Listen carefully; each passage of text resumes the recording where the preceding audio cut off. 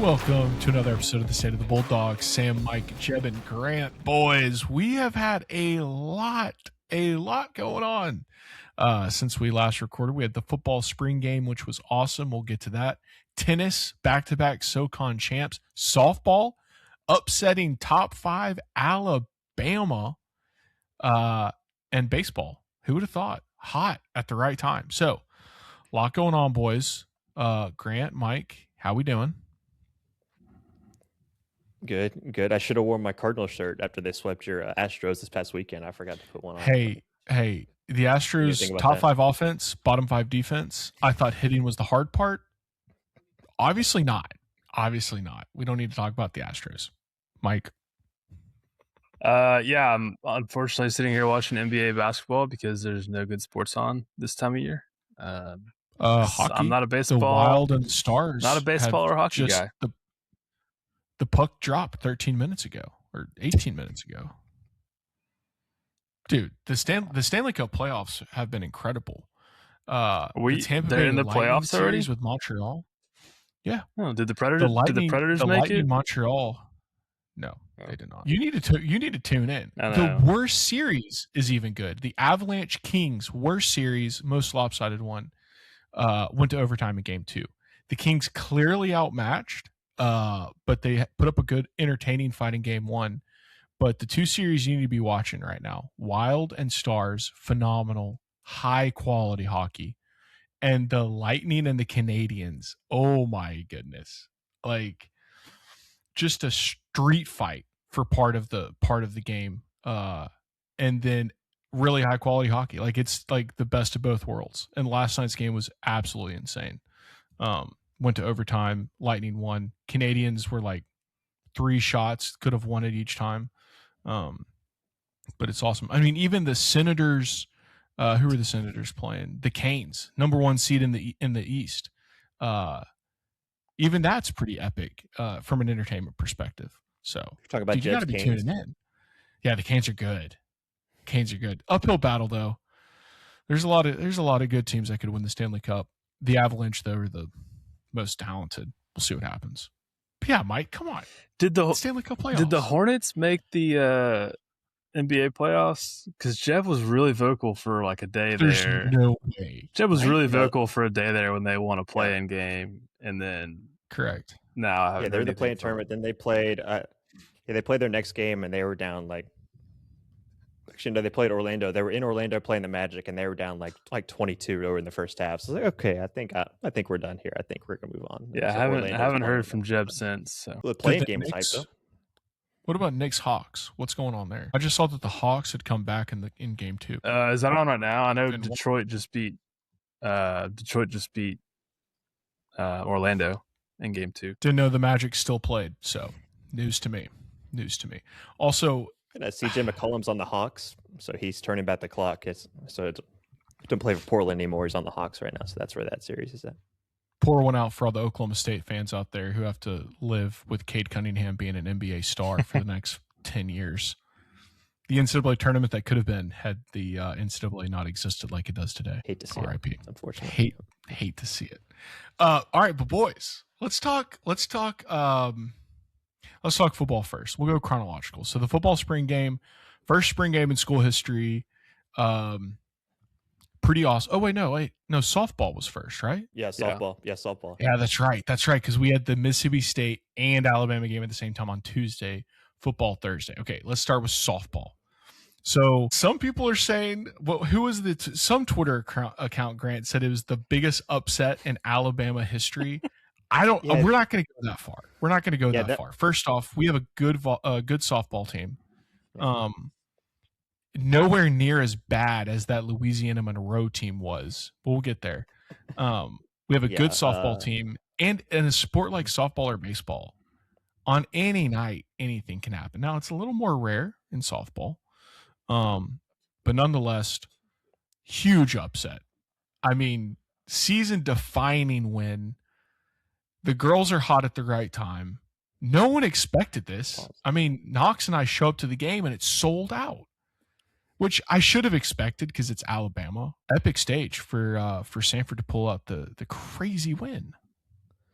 Yeah, I got a question on Twitter when I shouted out. I don't know whose dad this is, but his handle is Softball Padre on Twitter. For those, that's a Padre means dad. For those that don't know, is Samford's win over Alabama softball the greatest upset in Alabama sports history? I guess they do call it cheese dip here, Grant. So you do need to clarify. What? There's no such thing as queso in Alabama, Mike. It's cheese dip. It's either cheese dip or queso. Can we get some queso over here, please? Yeah. He has to. Samford's win over Alabama softball is the greatest upset in Alabama sports history. I said, I don't know about that. No. Samford sports history. We can have that conversation. I think it's the biggest in Samford sports history. Our win against Kentucky, it's just hard to say. Alabama's not going to win the softball national championship. Like, the softball national championship is going to be one of 3 or 4 teams. Bama's going to be right there, but they aren't elite enough to do that. Kentucky could have won the baseball national championship a few years ago. Baseball is much more wide open than softball from that standpoint. I would think a Tuesday game. I would think a Tuesday game in softball is harder to win than a Tuesday game in baseball. I agree. I think softball in general is harder. I just don't know. It's hard to say which one's more impressive. Softball is harder. Yeah, it was the biggest, the highest ranked team Samford's ever won in school history. The first time they'd beaten Alabama since 1997, which, for context, I was born in 1997, so that's times Samford softball beat Alabama. But yeah, you spot Alabama a 2-run lead, then you score 3 in the bottom of the 5th, and you had them to 2 runs on 6 hits. Samford only 3 hits, but they got 3 runs at the beginning to kind of get that 3-2 win. So yeah, huge to actually stop the bleeding and then take the lead and not really give it up. Not giving it, well, actually taking the lead was the most impressive thing, because the Alabama pitcher, I was her first loss of the season, right? I think either first loss or second loss of the season. She was either something crazy like 16-0 or 15-0, and we either gave her a first or second loss. So that in and of itself was insane. And then not giving it up, because in softball, the pitching is what makes the teams the best, but at that level, their lineups are also very, very good. Yeah, no errors on each side. Katie Campbell 1 for 3 with 2 RBIs. So Grant, walk us through the environment, because you were there.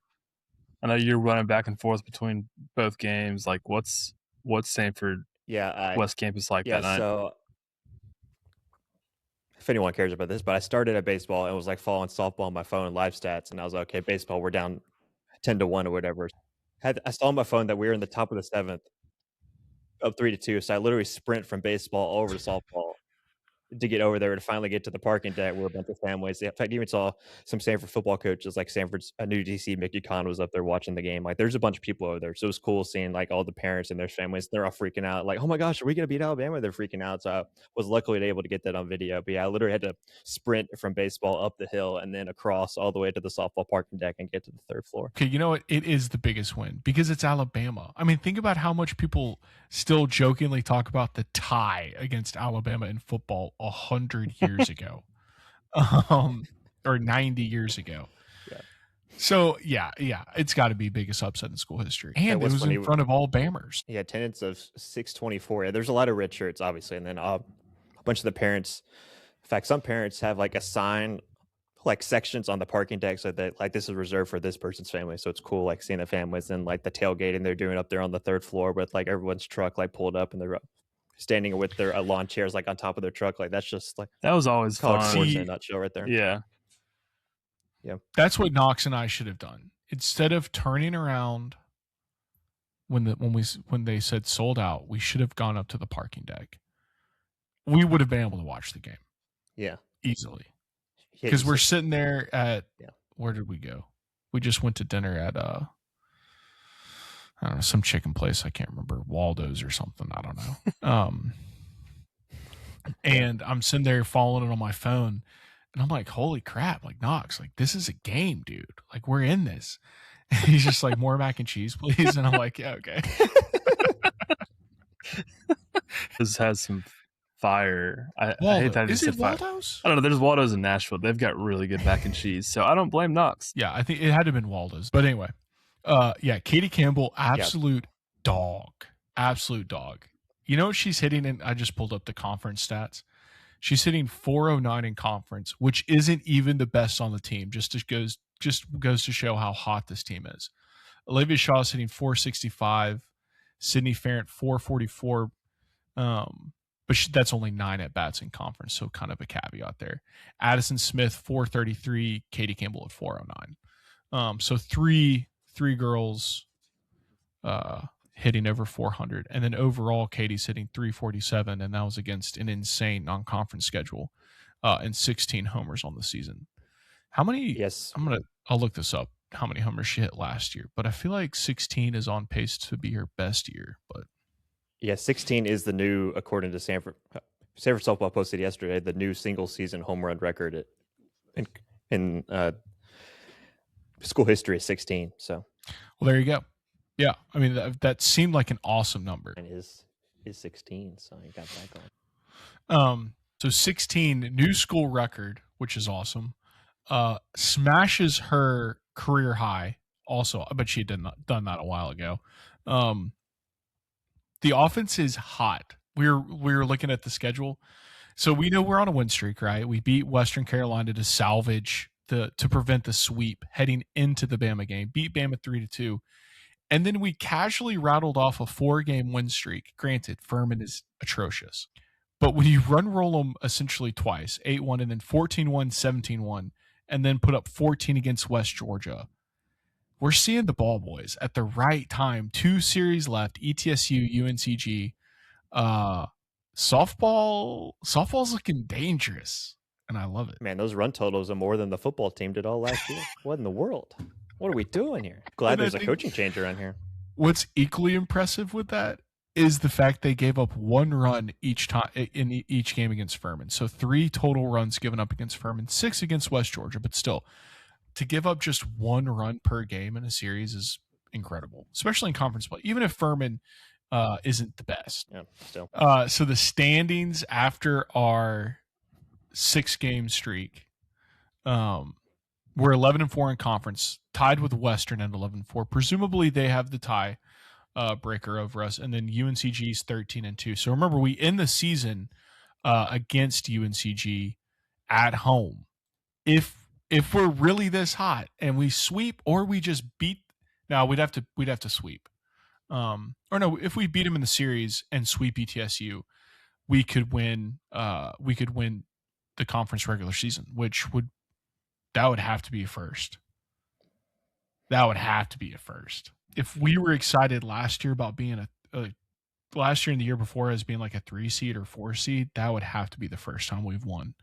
Well, Grant, while you're checking that, I'll run through the rest. So UNCG's on top. We're tied at second with Western, but they, like I said, they probably have the tiebreak over us since they beat us in the series. Then you have Chattanooga 6-9, Wofford 6-9, then ETSU and Mercer 5-10, and then Furman at the bottom 3-12. I would love to know who they beat, because it is just it's tough. It's tough over there in Travelers Rest. Yeah, at least they can go watch their base. Oh, so wait, sorry, they don't have a baseball team either. I was about to say they can't go watch baseball either. They have scored more runs than Mercer, which is something. But to put it in perspective, they scored 175 runs. We've scored 245. Western has scored 333. That's total. We don't know who the Catamounts played in the non-conference. Probably not the teams we played, if that's 333 runs. But anyway, let's talk about Sam, go ahead, Graham. 2016 was the last time we won the SoCon regular season. First place was we have done it. First and only time SoCon. Like the time before that is even, you have to go all the way back to 1991. Wait, Sam, we were there when that happened. I know. Was Megan Curry on that team? That would be 2016. That would be after. See, I was 15. Just after. Yeah, after. Yeah. I think she talked about that when we talked to her. Yeah. Yeah, we were there. I just don't really remember that. I vaguely remember it. It was a long time ago, and we're old, but I vaguely remember that. Day, baby. 10 years ago. Yeah.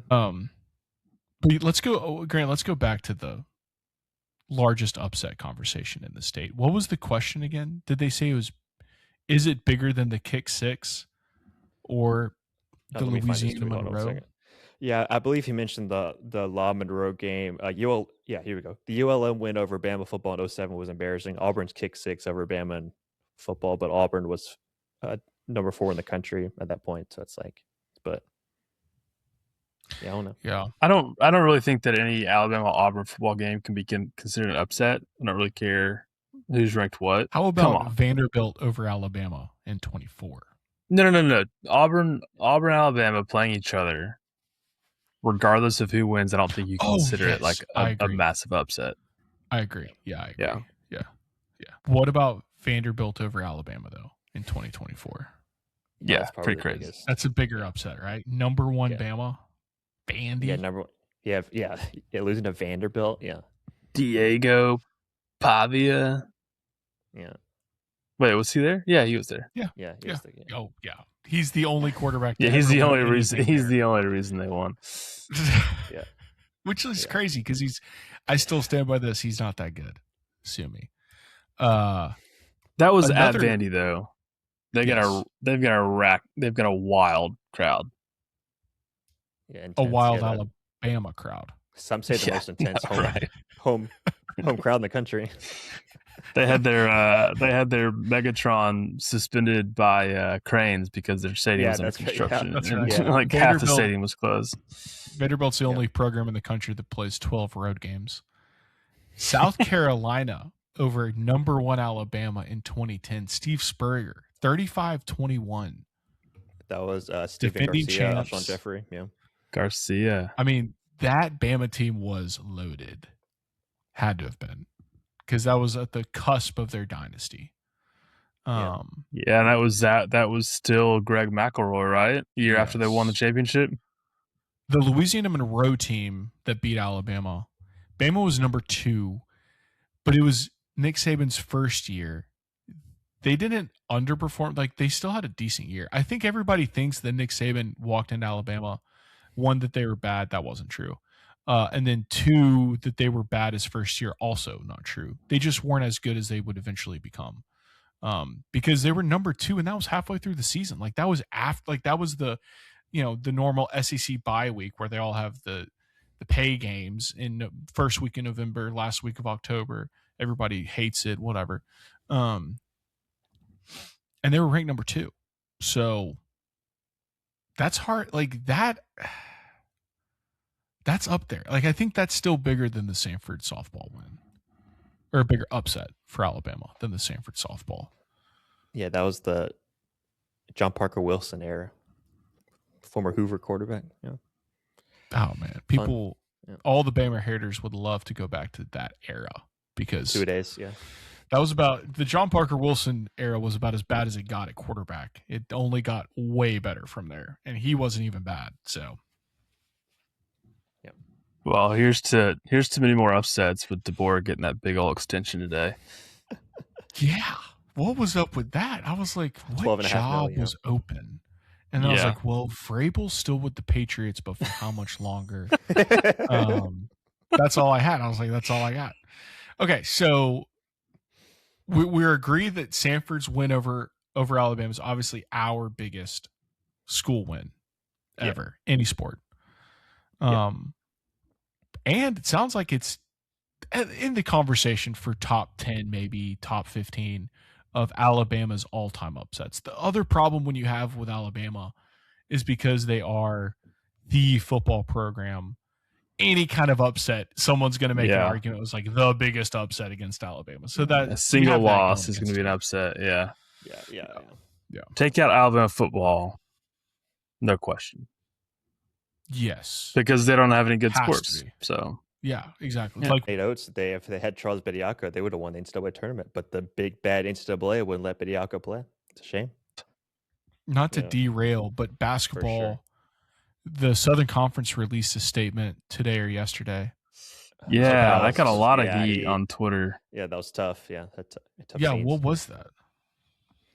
He basically Cross put out a statement basically saying this is that they're in favor of expanding the tournament, and here's why. So he went on and on about how this, since he's thinking, if I was talking with Blake about this, he's thinking in terms of like units that conferences get. So if you win like a tournament game, you get a unit. That's a certain amount of money the school gets. So he's like, why can't we just expand the tournament and put teams like SoCon, AQs in the first 4, which which they wouldn't do. They would just expand the first four as they've seen it. So that was his argument, to find different ways to say, yes, we want expansion. This is how we would do it. But again, he's in favor of expansion, which is not good. So I don't know what I don't think his message came across well at all, and I don't think it came across in a way that advocates for the SoCon. I think he could have maybe reworded that, and I don't know. It's very, very confusing what the point he was trying to get across and how it helps the SoCon. Yeah, the first comment was, did Sankey hold you up at gunpoint and make you put this out, basically, is what. Well, it's all about, he references the net rankings over and over again, and I don't think the SoCon will ever qualify amongst the top 68 teams or 73 teams or whatever. Now, one comment I found interesting is that when the current structure of I guess 64 teams was introduced back in the 70s or 80s, it was 23% of all college basketball teams were getting into the tournament, and he's advocating for something like 25% of current teams. Of course, back in the 80s there were 280 programs. Now there's 350 something. I know my numbers are a little bit off there, but makes sense. We've got more schools, bigger representation to yield a quarter of all schools getting to the tournament. I get that, but anyways, I'm against expansion. I think the tournament's great how it is. I'm against expansion too, but what choice does he have? I don't know. It's like you're at a house party, and you're the weird guy at the house party, and in order to not get kicked out of the house party, you just have to go along with what everybody's doing at the house party. You know what I'm saying? We have no leverage in this situation at all. We went to Samford. What's a house party? Yeah, well, we tried to have one, and it almost got our fraternity ruined. So, no, but I did love at the end of Cross's statement where it's funny because he's got, obviously, Martin Newton's going to be the chair of the men's tournament this next year. Yeah. And then Western Carolina AD is going to be the chair of the women's tournament. So he's got two of his ADs in his conferences that are going to be head of committee. And so they had to put disclaimers at the end, like this does not reflect the views of Martin Newton or whoever the Western Carolina's AD is, making sure it's okay. This isn't from them. This is me, the commissioner. It's that's kind of funny. He's coming out now saying this with those both commissioners and those rules for next year. Yeah, I thought that was weird as well. Are other mid-major, low-major ADs or conference presidents submitted? I don't know. It seems like a weird time to just push something like that out, and I just don't think it was well written. It came out of nowhere. Yeah. So we'll see. But maybe that was the point because everybody was talking about it. That's true. But it is again, he has to be in favor of it. There's no. It's like the poor. We all see what's happening in college football. The poor group of five keeps trying to be relevant. They're about to get kicked out in about 10 years or 12 years, whenever it may happen. And I think that this is what all the mid-major basketball conferences are going to have to start doing, is posturing in support of the conferences with power and just accepting that we're kind of at their mercy to a certain degree. Is that too defeatist? It's just kind of the way it's going, but There's a very interesting article by, was it Mid-Major Madness? Yeah, actually, outlining. John wrote that. Yeah. Oh, did he really? Yeah.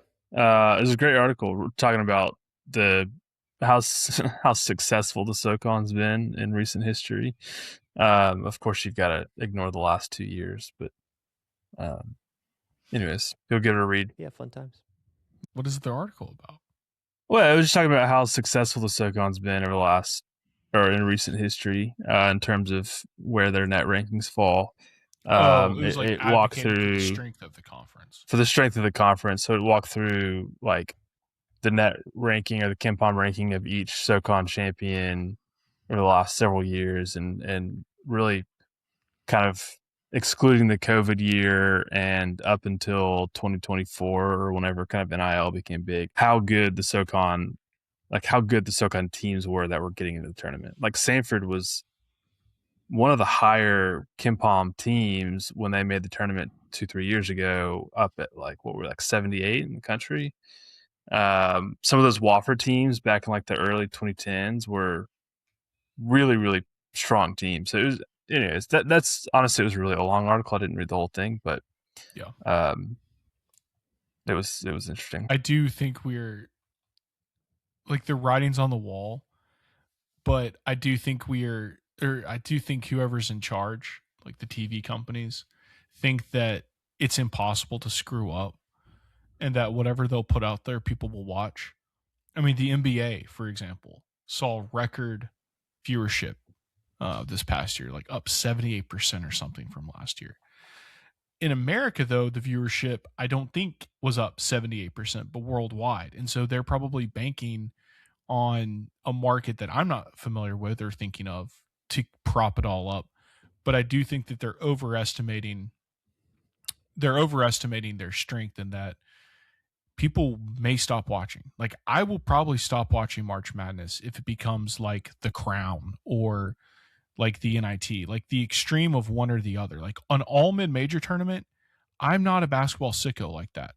An all Power 5 loser conference like the Crown, I really don't care about that. Like, I don't care that a bad, whoever, Alabama team, for example, they weren't in it, but a brand like that is playing in Vegas for cash. Whoop-de-doo.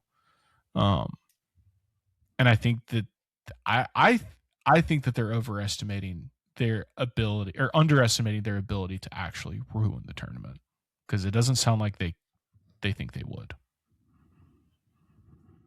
Yeah, it's tough. I'd say they've ruined the first 2 rounds already, but the second and third weekends have been substantially more entertaining, in my opinion, the last 2 years, because, yeah, it's no fun when you don't get any double-digit seeds in the Sweet 16, but what you do get is very talented teams going up against each other, rather than a 15 seed somehow squeaking their way into the Sweet 16 and just getting obliterated by whoever they play, And maybe that's it, Mike. Maybe I just, like, as a casual fan, I won't watch the first week and I'll start tuning in.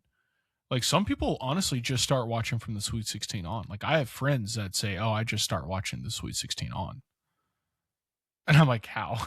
That's when I stop watching. I can't even compute that. Yeah, I don't know. Yeah. I don't.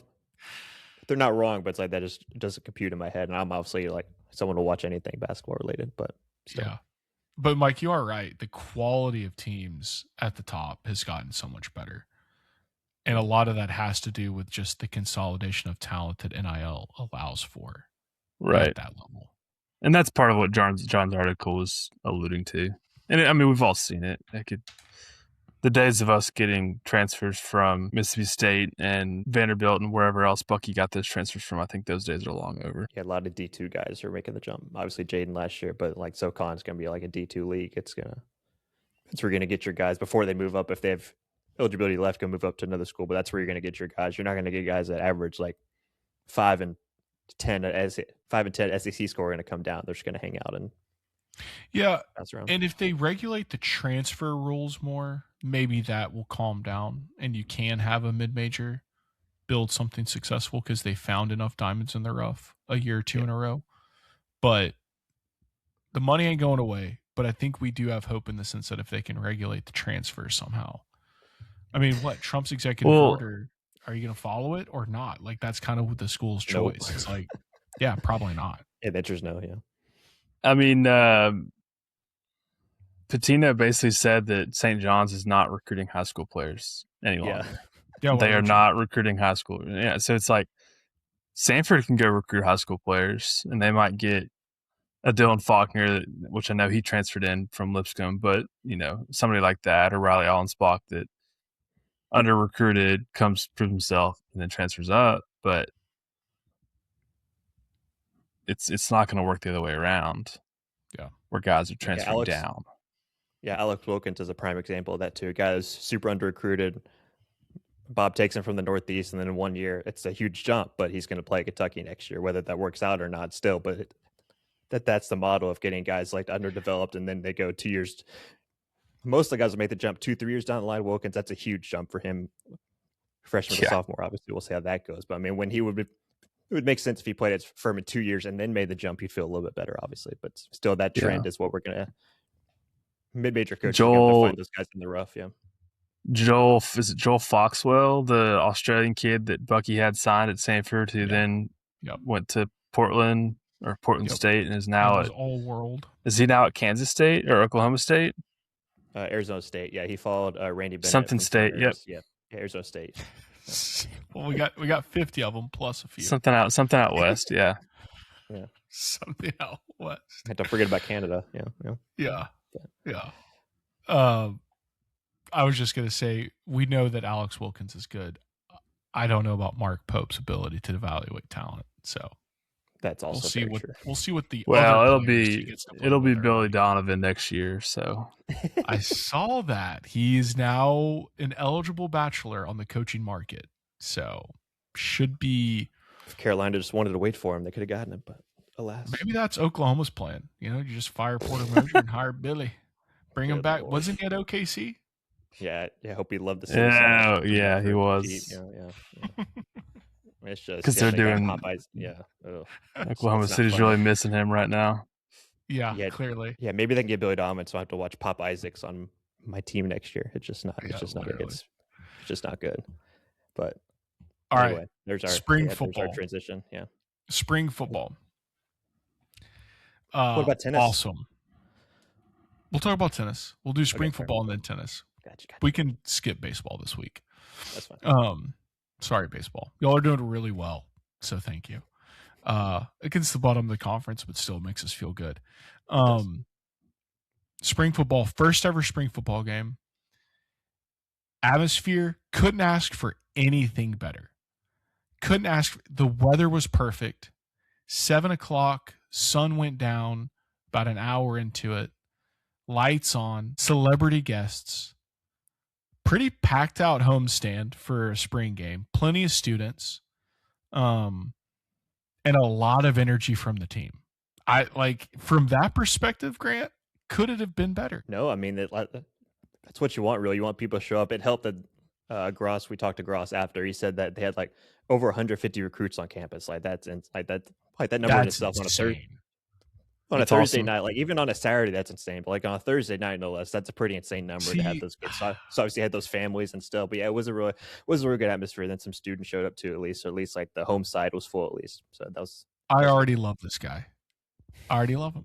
He's trying hard, and that's all you can ask a coach to do is to freaking try hard. Bucky tried hard. Yeah, it's giving off Bucky vibes. The effort he's making off the field to get the school and the community involved, it did wonders for Bucky ball and the success of the basketball program. Can it be replicated in football? I don't know, but it's fun. It's a lot harder because even if we're really good, it's still hard. It's a different beast. Kids to show up. It's not hard to get people to show up, but it is hard to get students to show up for football. And Gross was on the mic talking before they started. He's like, "We're gonna fill this home side up. Then once this home side filled up, we're gonna fill the away side up." I said, "Buddy, you would be the first. I love the initiative. That is awesome. Hey, I love that you're. Look, I love that you're thinking that. But let's do it." I'm not gonna say he won't. I'm not gonna say he won't. Yeah, I'm not either. But it's I love that he was taking that initiative. We're gonna do this. I mean, let's be real though. When you're coming from the level that we're coming from, one win last season. If you and now this coming season will probably not be that good, whatever. But let's say in 2 or 3 years when it's truly a John Gross product, if we're good, at least for a year or two, there will be tons of excitement where people will show up. And now that may fade and the classic, fan base gets spoiled. We're won 2 straight SoCon titles. Oh, I don't need to go to the Wofford game this year. I'll just go to the Furman and Mercer game or whatever. That may happen. But if that happens, I'll be happy as a clam. But yes, the excitement is back. That was the exciting part. The not exciting part, the offensive product on the field. Boys, we returned essentially the entire team from last year. So cue Sam's comments about the O-line. Let's hear it, Sam. What's wrong with the O-line? Skinny and slow. You can't be skinny and slow. You got to be skinny and fast or big and slow. Can't be skinny and slow. Yeah, I saw Sam showed up. We talked for a minute. Then one play happened. It was a gain of 4 or 5. He's like, wow, the offensive line making some push. This is awesome.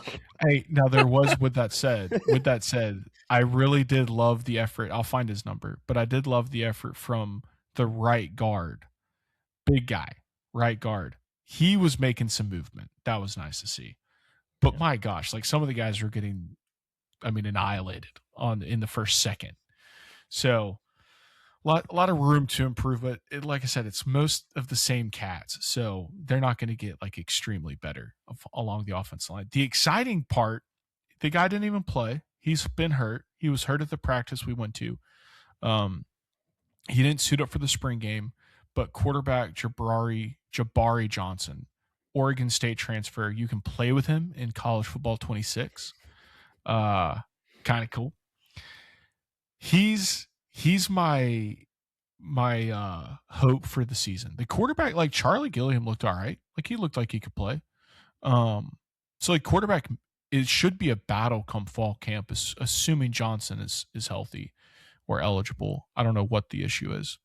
But that's kind of the X factor for the season because the running backs look good. Like we had some guys really bringing it when they hit the line of scrimmage, which was fun. And then Preston Bird, he was good. There's another receiver. We got to find the name and number for him, but he looked all right. We laughed, Mike. All the tight ends had their leg sleeves on. I'm sitting there like, it's a spring game. I'm like, there are those three guys with leg sleeves. I look at Graham like they're all tight ends. Sure enough, we go number by number, tight end, tight end, tight end. I have the roster in my hand. Sam's like, what about 45? I said 45. Yep, tight end. He's like, I knew it, tight end. Tight ends. Love it. They're wannabe linemen, wannabe receivers. They're the orphans of the football team, so they got to stand out. He on the offense, Keon Dunlap, transfer running back from Troy. He was actually a linebacker last year. He's going to move to running back. He was a running back at Enterprise High School. He had some good moments. Big guy, 6'1", 215 at running back. So, like the offense, like you said, it's going to take some time. Defense, everyone loves the old adage, like defense is always ahead of the offense early in camp. But literally, like I think the defense, literally, that's a fact. It's like the defense will be it has pieces returning, and then there's some new guys, portal guys that take the place of guys like Jaden Mosley and some other guys. So I think the defense is something to look forward to. The offense will be a work in progress, depending on obviously who the starter will be at quarterback. Yeah, the defense looked fast, and they like to hit. Number 28, I'm blanking on his name. He's a returner. I think he's like a junior coming into this season, so he's been around a while. Skinny guy, but he was laying some kids out. So the physicality that the defense was playing with, you'll love to see. But again, it's spring football. There's nothing to project onto the season. But knowing that we're returning most of the same team, that we can project, a 1-win team is not going to be an 11-win team. Unless we literally have Bear Bryant incarnate on the sideline. Like, I don't think we're having a Junction Boys moment, if you know what I'm saying. Yeah. We've got Bear Bryant blood in there somewhere, right? Oh, that's right. We actually forgot about that. Yeah, we do. You're right, Mike. So you guarantee it, Sam. 11-win season. Maybe if he blesses the Powerade before practice or something. I really couldn't remember. I just knew that we've got the bloodline of like every famous great grandson. Oh yeah, and Dabo was there, which was cool. I did see that, yeah. But I mean, half the team, half the staff played at Clemson or coached at Clemson. His son is the wide receiver coach. Is that right? Yeah. Yeah. Drew. Yeah. Not a big guy, Drew. I think I could take Drew. All the other coaches, no, I can't. No, I'm not even gonna try. But like, Drew, I can take Drew. Relax. Grant's taking fights every year. Non-massive human and goes, yeah, I can take. Let's go. I got it. Easy. Stack. Now I look at the rest. Wait my whole life for this moment. Heck no. There's no even crossing paths with any of those dudes. Yeah, talk about biggest upset in Alabama history. I will say it's not ideal when some of your coaches are bigger than your players. That's not always the best. Only the strength coach. The strength coach.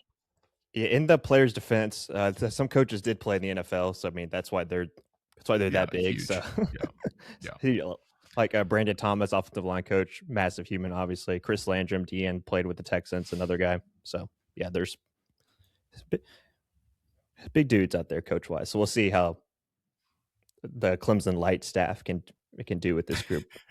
In year one, obviously. Yeah, but I mean, Mike, words don't do it justice when, I park, I'm walking up to the stadium, the lights are on, I can hear, I got there like a minute late. Coach Cross is like on the speaker talking about how the format's going to work.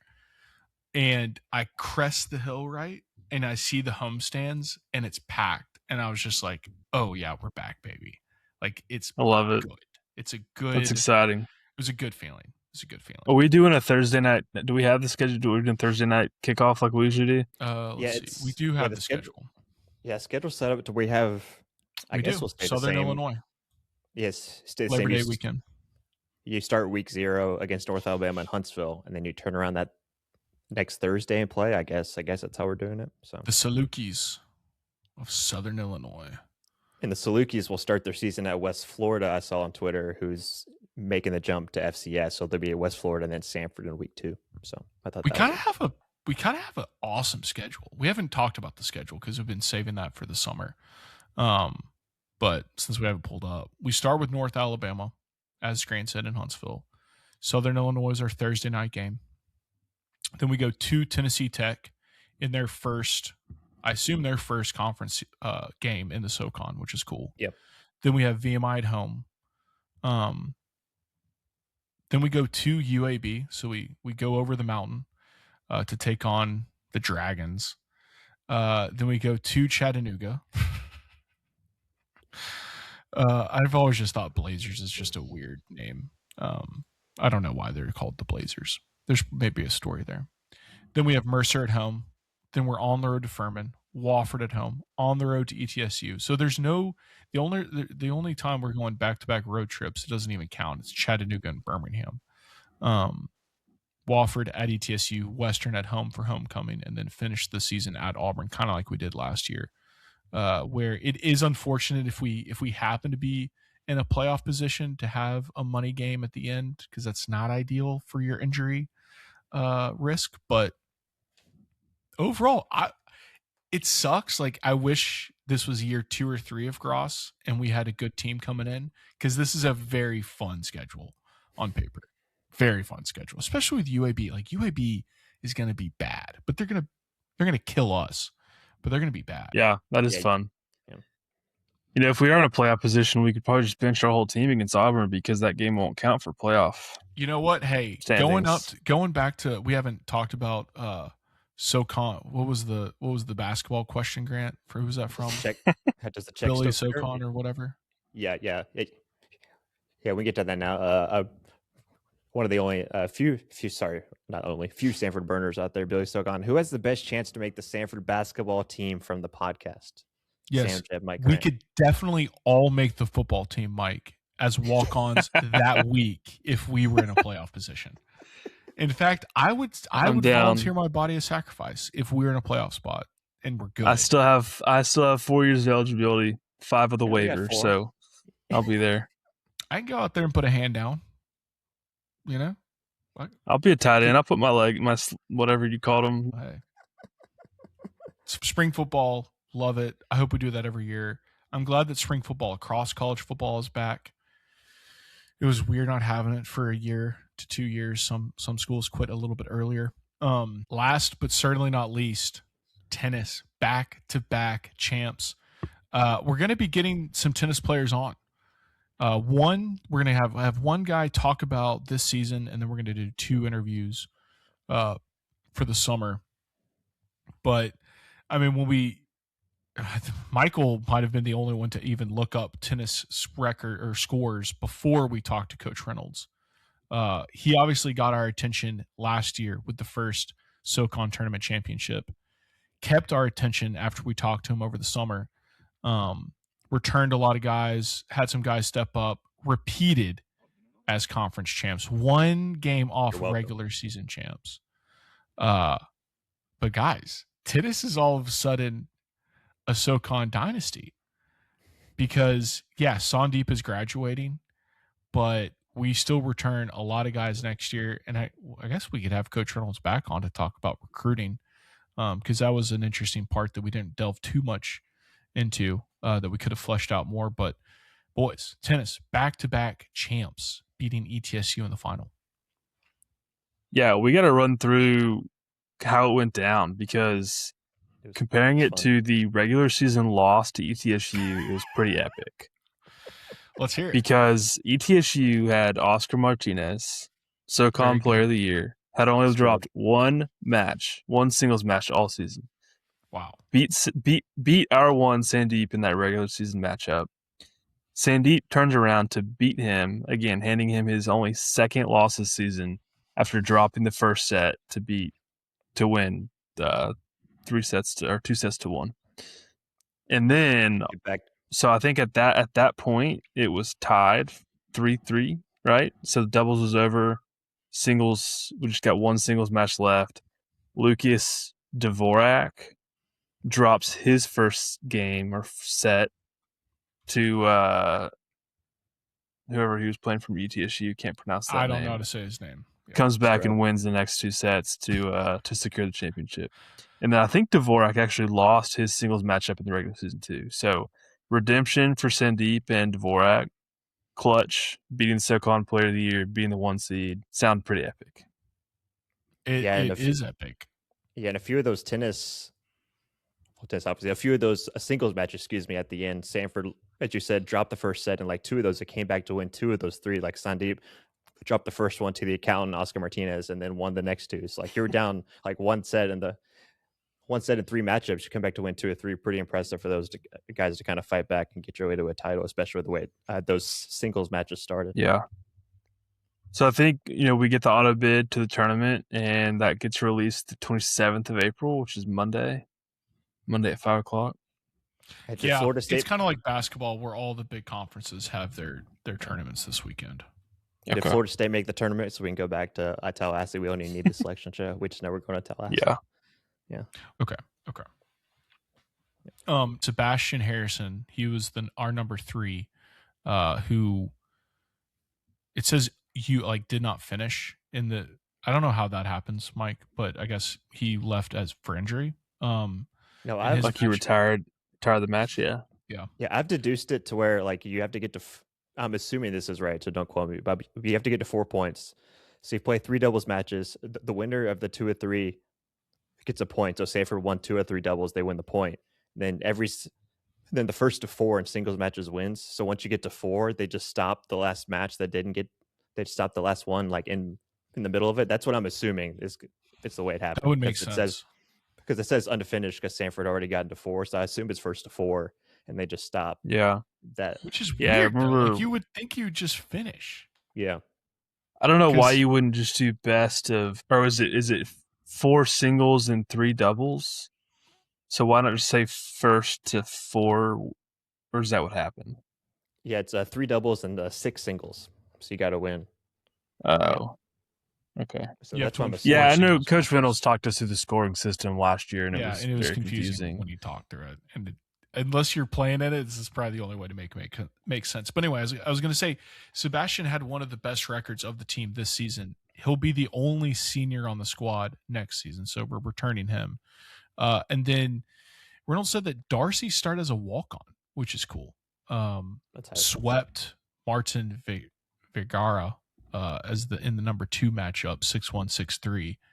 So he'll be back. And then is Lucas Dvorak coming back? I would assume so. So, I mean, if you return 3 of your 6, and I don't know about Cooper or Santiago, but I don't know. It's kind of fun. There might be a legitimate wagon building. But like I said, we're going to get 3 of these cats on here. We're going to learn all about. We got our taste of Samford tennis from Coach Reynolds, but now getting the players' perspective of back-to-back conference championships, what their run was like in the conference tournament. Because it was, yes, the ETSU game was the only revenge match, but remember in the regular season, UTC was a 4-3 win and we beat them 4-0. Wofford, we took care of business the first time, took care of business the second time, wipe your hands, move on. But Chattanooga, super impressive one, and then ETSU, an even more impressive one. So excited to hear about that from those guys. One will be coming sooner than the other 2, but much more to come on men's tennis. Anything else on the back-to-back SoCon champs? Cool to beat the 1 seed. That's all that matters. Yeah.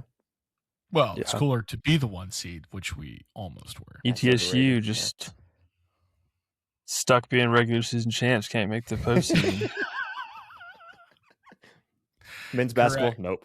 Women's basketball, correct. Nope. Tennis, nope. Even in baseball, because remember, I guess I'll end with this with the baseball. Since we didn't give them a lot of love this episode, we said last week or 2 weeks ago, barring a crazy win streak by Samford, the 1 seed is probably not in play. Well, fast forward 2 series, we're sitting tied for second, 3 games back from Wofford. Wofford has to catch up. They've only played 9 conference games, but they only have 1 conference loss. 3 games back from first. Depending on how Wofford's conference series goes this week, we'll see how much closer that gets. But all of a sudden, everything's back in play. But like I said, when you play the bottom of the conference, VMI, UNCG, you look real good. But good. In baseball, confidence is key, and the boys definitely have their confidence back. Yep. Yeah, we don't need to mention Auburn. We'll just focus on the SoCon games. Auburn game. We do not need to mention any of baseball's midweeks this year. Holy crap! Yeah. No, we do not. Do we need to talk basketball portal editions? I know we're going kind of long. Got two signings this week. Yeah, I can knock those out real quick for you. Yeah, let's do it. Yeah, so Samford was going to return 8 guys. They now returned 7. Cam Martin into the transfer portal. I assume we'd go back closer to home. He transferred in from Long Beach State. He's a West Coast guy. There's a lot of guys that like Cam in the portal you can go find, so Samford needs to go find that spot. So Cam Martin is out after 1 year. In is another guy coming home after Ty Davis last week. Wynn Miller from Belmont comes over. He played at Vestavia High School.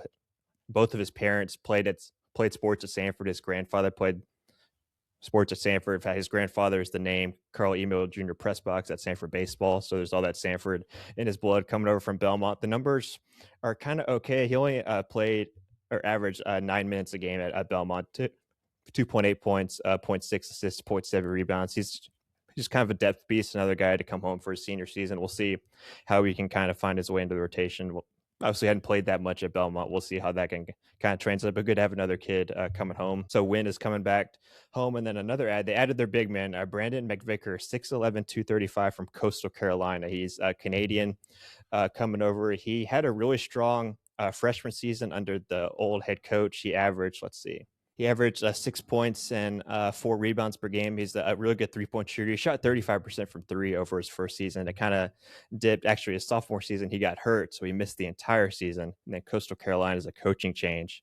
Justin Gray from Western Carolina comes over to Coastal. He doesn't play as much, only averaged 7 minutes a game opposed to the 20 minutes per game he played over his freshman season, just 2 points and 2 rebounds. But he's a guy that over 70% of his shots have come from 3. So obviously a little bit different than Dylan, obviously, who never made a 3-point shot. He wasn't really kind of a stretch 5, but this is a true kind of stretch 5 that Samford could kind of have in helmet they didn't have last year. So I would assume that he'd be the center spot to replace Dylan. Samford still has 1 spot left. I know we did get a question from Colin Reese. He said, do you think we're done adding bigs, and do we have our starter at center? I think we do. I think 6'11", 235. I think McVicker will probably get the start. So you got those 2 guys coming in. Now Samford just has 1 spot left. Wow.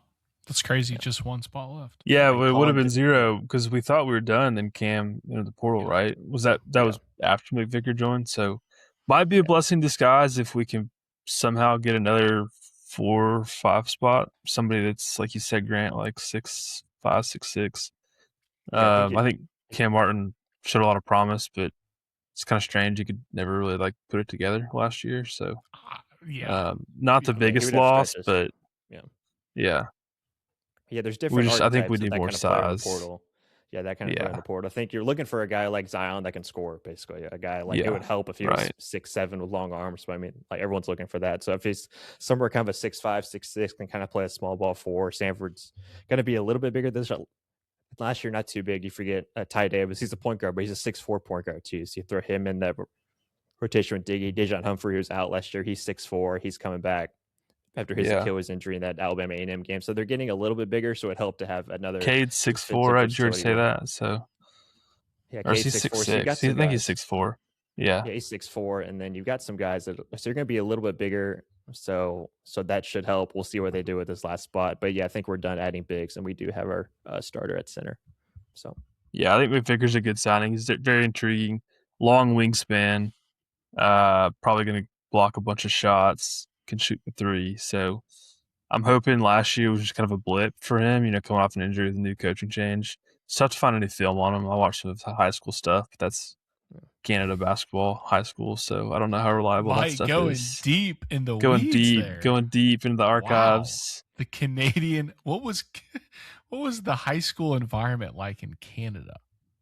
They play outside in the snow, and I just look like American basketball, yeah, chain link nets. To that. They play on ice skates. Yeah, exactly. McVicker's freshman numbers are kind of similar to Dylan's. If you go back and look, Dylan, his freshman season at Lipscomb, 13 minutes per game, averaged 6 and 4. And then you look at McVicker, he averaged 6 and 4 his freshman year. Obviously, they did that a little bit different ways. So, I mean, there's kind of that development piece for Lenny if he stays these next 2 years to kind of develop and see what he can kind of turn into. So definitely a different style player. Not going to bruise his way down in the post, but hey, if he gets to the free throw line, maybe he'll shoot better than 10% like Dylan Faulkner did. So that's a couple points a game at least. I do not buy the narrative that he's a better free throw shooter than he showed, because hurt or not, bro, it's a free throw. Put it in the basket. Yeah, we'll see how that works at Clemson. Speaking of making free throws, Billy Socon, we answered this question earlier. Who has the best chance to make the Samford basketball team from the podcast? We didn't answer this from earlier. Easily Jeb. It's not even a question. Size. It's the only thing that matters in basketball. Yeah, if you got size, you get the bag these days. But so. Mike, Madeline did say you because you probably have the best shot. So that's nice. I was thinking Grant has a similar build to Jaden Booth. I was thinking about that. So if he could shoot 45% from three, maybe. Yeah, that's one thing I can do. Oh, okay. Yeah. Well, actually, maybe Grant, I'll just stand in the corner. I'll stand in the corner. Yeah. Yeah, but Grant, if let's say you got 25 minutes in a game for Samford, what percentage do you think you would shoot from three? Let's see. How many do I get off? Is the real question. You've got the green light that Jaden Booth had last year. I can make one. I can make one. Yeah. Maybe 4%. That's what I was thinking. You have the green like Jaden Booth. If 3 guys are draped on you, you can still shoot. Yeah. Hey, I'm going to clip that. Thank you for saying that. I'm going to clip that and play it every night before I go to bed. Yeah. I can stand in the corner. Yeah. Madeline didn't see me play. She doesn't know. That's right. But I haven't seen you play either. I just assumed you were bad. At least my nickname's not Gravity. That's so maybe we got that going for us. I know. Well, that was the thing, Grant. There was one obvious choice of who wouldn't, and that was me. Clearly. There's no doubt about it. I mean, I barely played. I don't know. I won the Y League championship senior year, so yeah, I did. They had Y League past elementary school. Yeah, basically, I can be the Lucas Walls of Texas A&M. I'm just gonna stand in the corner. I'll be ready to shoot when I get the ball. I'll be Lucas ready. Lucas can't shoot though. No, he can shoot it. He can. He's a good shooter. He can shoot that. He shot like 30-something% this year at Radford. He got a little bit better. Sorry, Sam. We're over here grinding Radford tape, and you're not. Yeah, dude, grinding Radford tape in Canadian high school. That's what I still can't get over. My gosh. See, Mike, you're the guy. No matter what the tournament gets to, you're going to be watching the tournament. I just am not. Sound with you, Mike. It might be funny, but it's actually kind of sad that the only film I could find a guy that's been in college basketball for 3 years is his Canadian high school film. I mean, yeah, I would say that's not great, but that's also, maybe not a good sign for McVicker. But also maybe not bad. I don't know. Yeah. So what you want to say is, Lenny, can you share a Synergy password with us so we can watch some more tape? That'd be nice. Can you just do that? Can you just send me that on Twitter? That'd be great. They have that people upload to. Yeah, can you send me your login info? I'd be glad to watch some tape on. I would honestly, that would be so entertaining. I know, right? It'd be so much fun. Yeah, I'm all for that. Yeah. Does the football team also use Synergy? I don't know. Actually, Huddle's high school, but I don't know. I think Huddle's nice, dude. There's got to be some football equivalent of Synergy. High school. Yeah. We did have one more question from Colin again. Favorite Samford sporting event you can remember live? Been to a few fun ones. Probably women's basketball championship this year. That was awesome. No, that's good. Watching in person. But so was 2013 UT or 2014 or no 2013 UTC SoCon field championship. Goal. Yeah. It's unfortunately, I think the last live event I got to go to was. Don't say the Furman game. It was the Furman game. Oh God! I know. So sad. That was a loss, but that was such a fun because that was my first like live buckyball experience. So fun. Yeah, it was fun. And we were fighting for the 1 seed, I think, the regular season championship. That was sick. I left that. I was like, whoa, this was not what I had when I was at Samford. That team was a show. Jermaine, so good.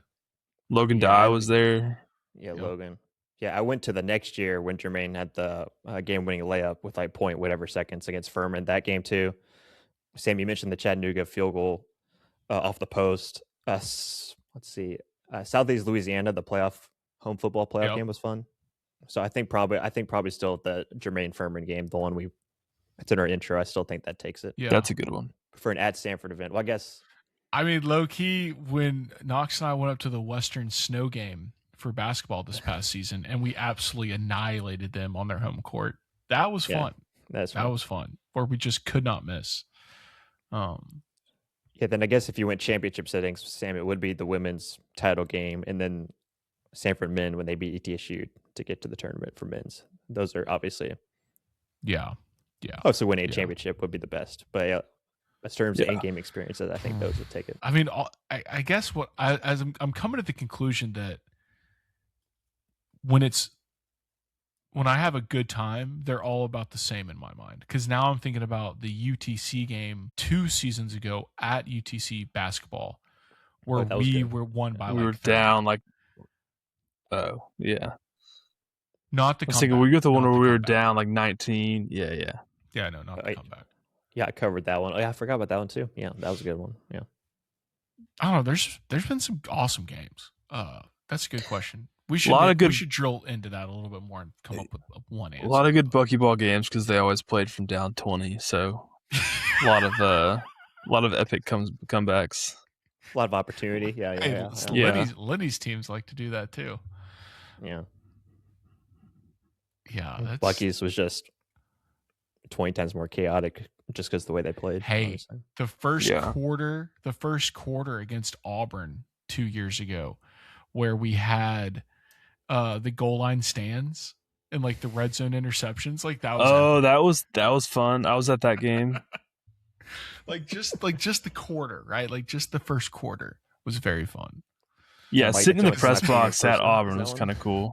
I think this is the only time I've seen you in person. Yeah, there's 2 scrubs showing up. I've only one time. I guess your wedding will be the second spot. Yeah. Then the most eligible bachelor I ever knew will be locked up.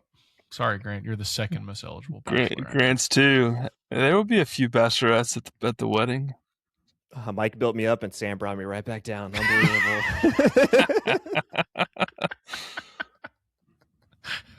No egos on this podcast. No egos. We're still looking. We're looking for another transfer portal visit. We had one, but we'll see how we can move on to this transfer portal cycle. So there you go. There's your update for basketball. Is that a personal update, like a cryptic dating life update, or is it for basketball? We can cut this out. Yes. Yeah. Sorry. Thanks for bringing it up. This is staying in. Grant has his what is your personal portal tracker up on the website.